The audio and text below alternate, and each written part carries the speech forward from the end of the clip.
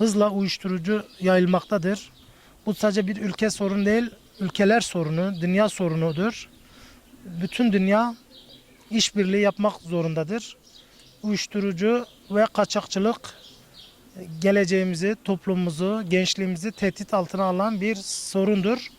Bu sorunu da hem bireyler bazında, hem devlet bazında, hem hükümetler bazında, hem toplum bazında alınabilecek tedbirlerle mümkündür. Türkiye'de uyuşturucuyla mücadele sadece devlette beklemek yanlıştır benim kanadımca. Hükümetlerden ya da ilgili bakanlıklardan beklemek yanlıştır.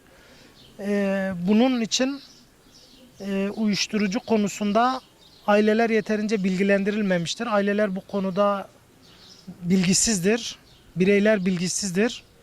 Bu anlamda belki projeler geliştirip uyuşturucu konusunda toplumu bilgilendirmek, niçin yanlış olduğunu, ne gibi zararları olduğu konusunda düzgün bir bilinçlenme ve aydınlatma projeleri geliştirmek lazım.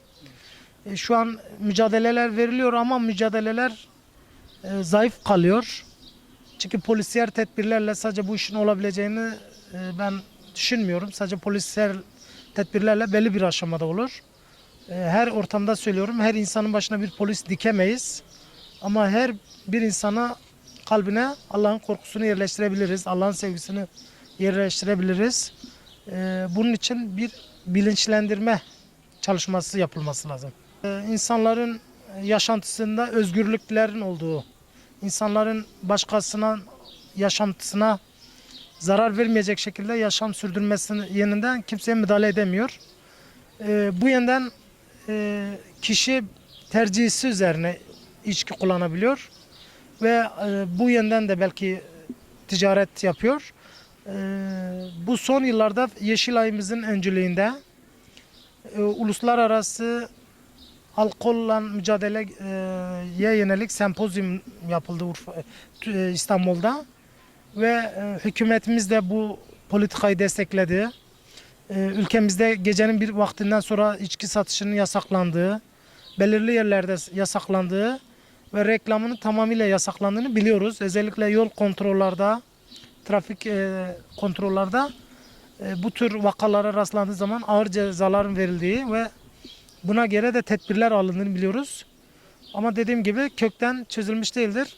Uyuşturucunun birçok sebebi var. İlkokullara kadar inmesinin ve hızla yayılmasının. Birincisi dış güçlerin, rantçıların, emperyalist güçlerin kendi emelleri var. Ondan sonra ülkemizde iman eksikliği var, bilinçsizlik var. Ondan sonra aile ilgisizliği en büyük, ben kendim düşüncem, imandan sonra en büyük sebep ailelerin ilgisizliğidir. Çocuğa değer vermemesi, adam yerine koyulmaması, onunla zaman geçirmemesi, onu dinlememesi, bu gibi sebepler vardır. Aile içi çatışmalar ve aile bölüşmeleri, aile parçalamaları ister istemez bu tür vakaların hızla yayılmasına sebep oluyor.